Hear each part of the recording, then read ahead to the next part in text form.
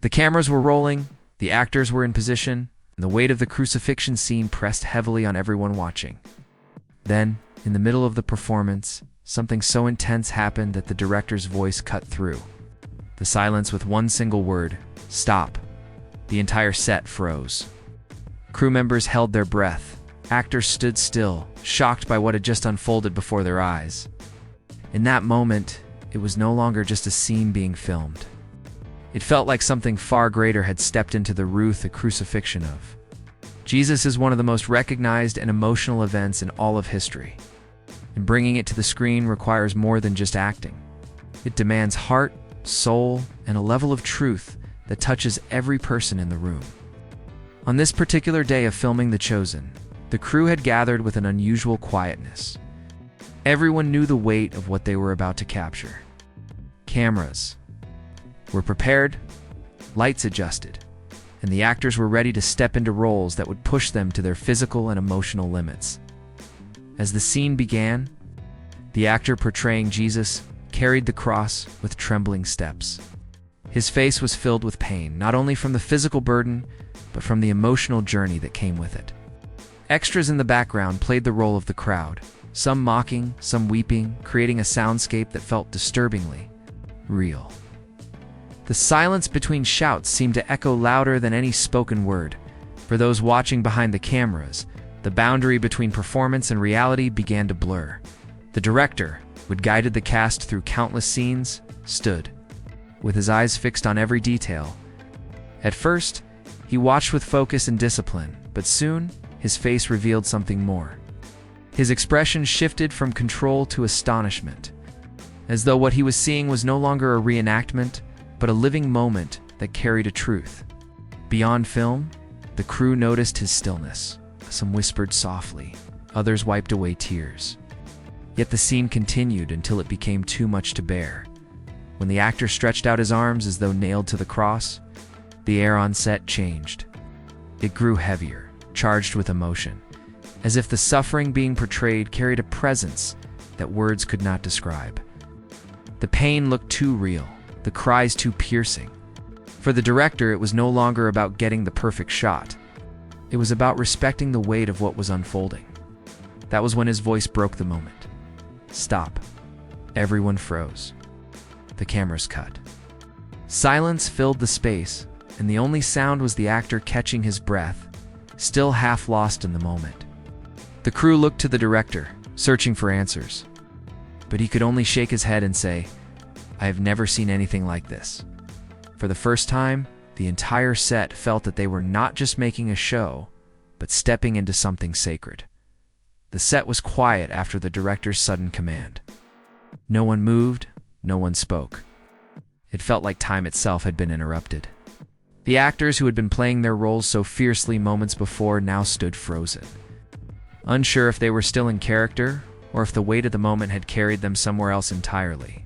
One of the Roman soldier actors, who had been shouting and swinging his whip, lowered his eyes and dropped the weapon as though he had truly struck something sacred.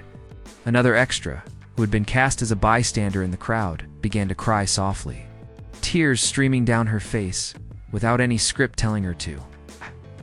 It was no longer acting. It was something real that had gripped their hearts. The actor portraying Jesus remained on the ground, chest rising and falling heavily, sweat mixing with dirt and streaks of stage blood. But even though he knew it was all staged, the burden on his back felt heavier than a prop should. His arms, stretched out as though nailed, trembled not only from physical exhaustion, but from a deeper kind of strain. He stayed still, caught between being himself and being the man he was portraying. It was as if the line between art and reality had disappeared. Crew members later said they could hardly tell where the actor ended and where the role of Jesus began. Behind the cameras, some of the crew could not hold themselves together. A sound technician turned away, his eyes red, while the makeup artist clutched her brush with shaking hands. One of the lighting crew whispered that he felt like he was watching history, not just television. For a few, it became more than a job. They had stepped into something sacred, something that pulled them beyond the world of filmmaking. The director stood still, his hand covering his mouth, trying to take in what was happening. He was a man used to controlling scenes, adjusting details and keeping order. Yet in that instant, he felt powerless. It was as though the moment had grown larger than his role as a director, larger than the cameras, larger than the entire production. He later admitted that he had felt like an outsider looking in on something holy, and that was why he stopped it. To continue would have been to disrespect the weight of what had filled the room. When the silence finally broke, it was not with noise, but with breaths, sobs, and the shuffle of feet as people tried to find their place again. The actor portraying Jesus whispered quietly that he had felt carried by something outside himself. The extras nodded, some wiping away tears as if they too had been drawn into something they could not explain. For a moment, the studio was no longer just a set. It felt like sacred ground. When the director finally broke the silence, his words were not those of a man calling out instructions, but of someone caught in awe. His voice trembled as he said, "I have never seen anything like this." For years, he had lived in the world of film, mastering the art of storytelling, shaping emotions through scenes, guiding actors through the most intense of moments. But this was different. This was not a performance that he could simply critique or polish. This was something that made him, for the first time in his career, feel unworthy to press forward. He described later how the moment seemed to take on a life of its own. The crucifixion scene had been carefully planned, rehearsed, and blocked out in detail. Yet what unfolded before his eyes did not follow the mechanics of film direction. It felt raw, untamed, and painfully real. The way the actor cried out, the heaviness of his body against the cross, and the look in his eyes when he fell to the ground all combined into an experience that struck the director at his core. He could not see it as stage suffering. He saw it as truth made visible. Standing at the edge of the set, he wrestled with what to do. His instincts as a director told him to capture it, to let the cameras roll, to preserve this extraordinary performance. But his heart told him something else. To keep filming would feel like exploitation. As if he were taking advantage of a sacred moment that demanded reverence instead of replication. For once, his role as a filmmaker collided with his role as a human being, and the latter one. That is why his voice, usually calm and commanding, burst out with urgency. Stop afterwards.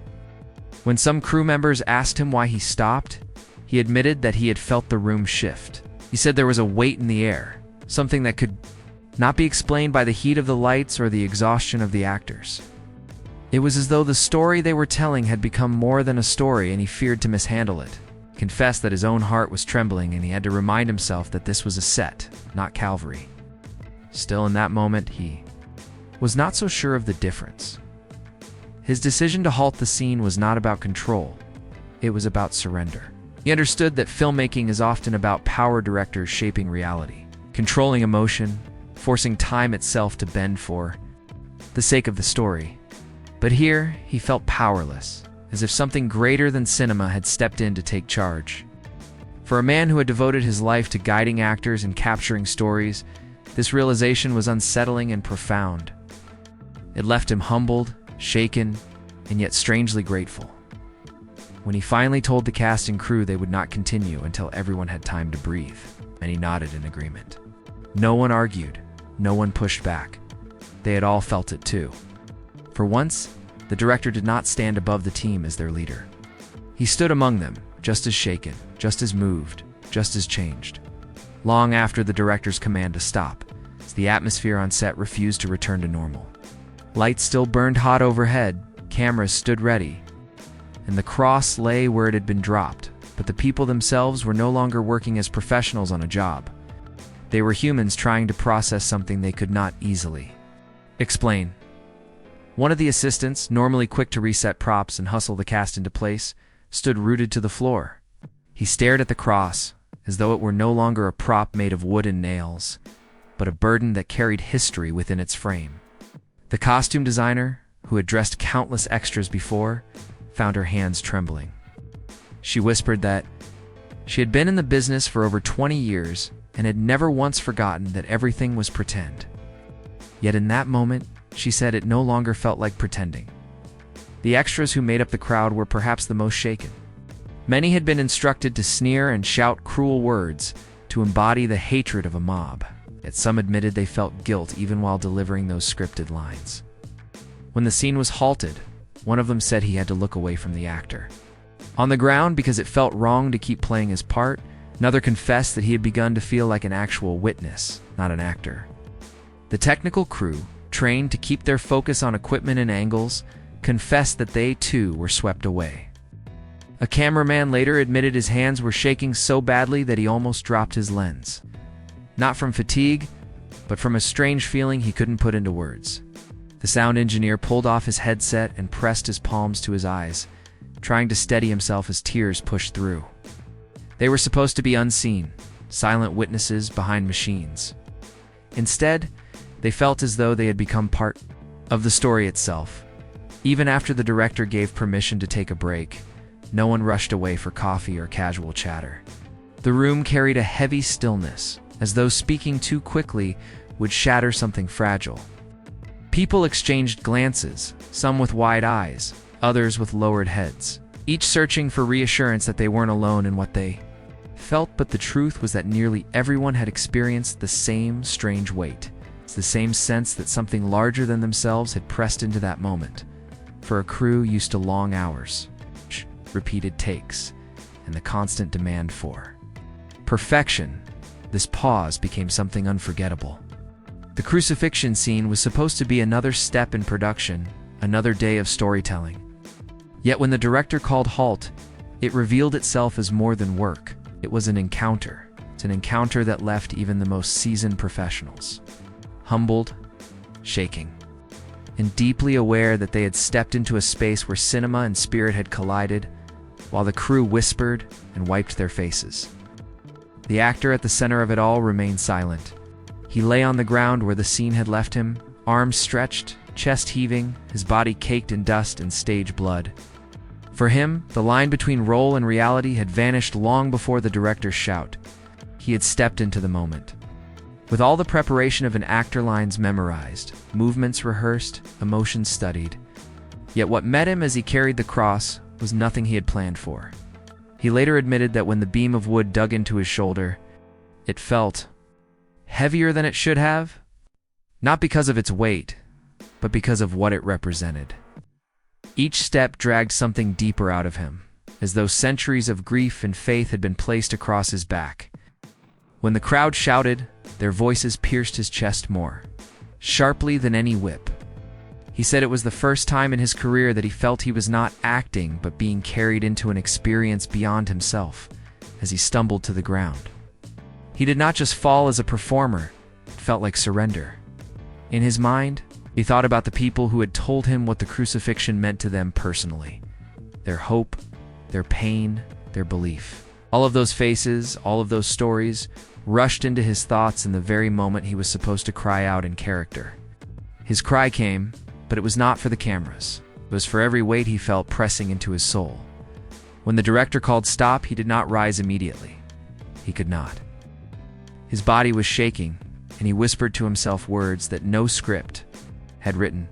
Let this mean something. Crew members who came close said his eyes looked different, as though he were seeing beyond the set, beyond the studio walls.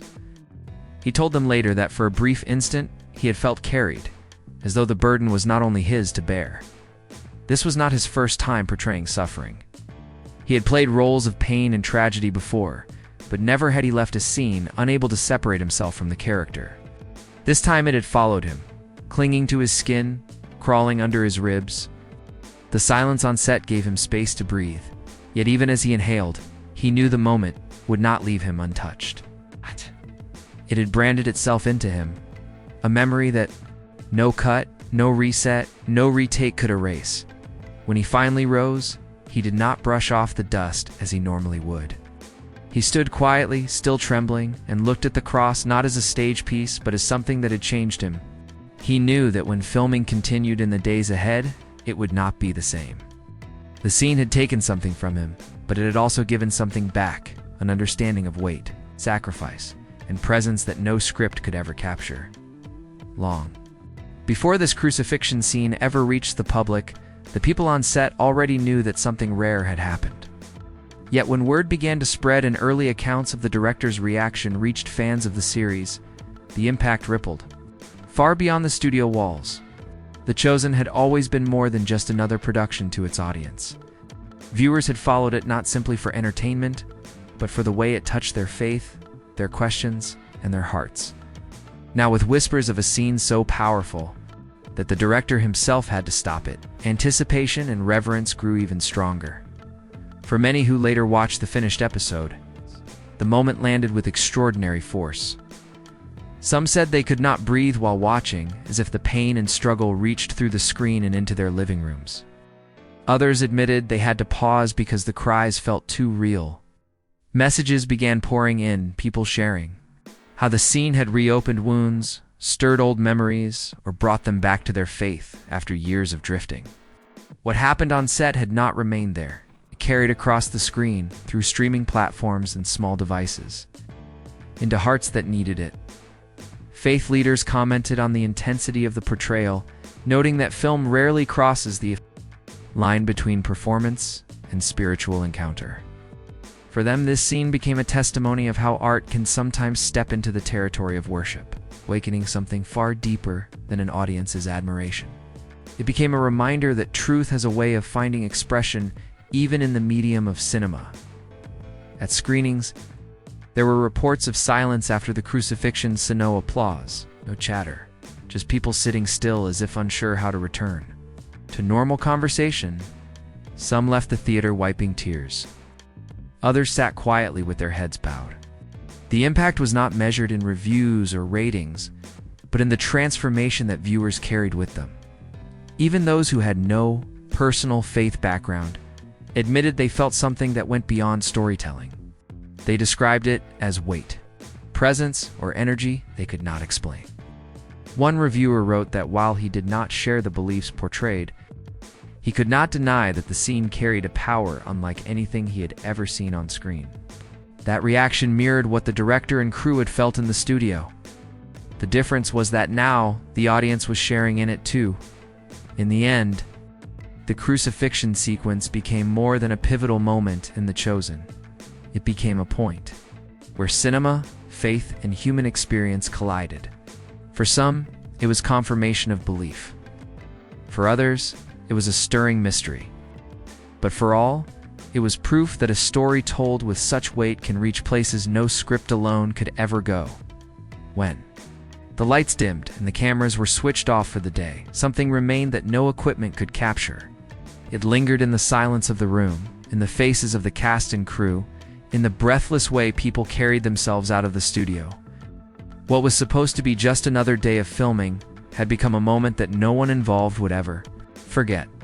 The crucifixion scene, planned with scripts and rehearsals, had turned into an experience that felt alive, raw, sacred. The director's decision to halt the scene was not a sign of weakness or uncertainty. It was a recognition that some moments are too powerful to treat like ordinary work. He understood that film can tell stories, but sometimes the story itself takes hold and tells you. That day, it told everyone in the room something they had not expected, that the weight of sacrifice, pain, and love cannot be reduced to lines on a page. It demands reverence. For the actor, the scene left a mark that went beyond performance. He stepped away not only as someone who had played a role, but as a man who had carried something deeper. For the crew, it was a reminder that even behind cameras and microphones, they were part of something larger than a production. And for the audience, when the finished scene reached their screens, it was more than entertainment. It was a mirror held up to faith, struggle, the eternal story that has shaped countless lives. The moment stands as proof that storytelling can cross the boundary between art and encounter. When a scene becomes so powerful that even the one in charge must stop and bow before it, we see that cinema has touched truth. The set that day transformed into sacred ground. The script transformed into testimony. The performance transformed into something no words could fully contain. As the memory of that day lives on, it continues to echo the director's own words, "I have never seen anything like this." Neither had the crew, neither had the cast, and neither would the audience who later witnessed it. In the end, the crucifixion scene in The Chosen was not just filmed, it was experienced. And that is why it remains unforgettable.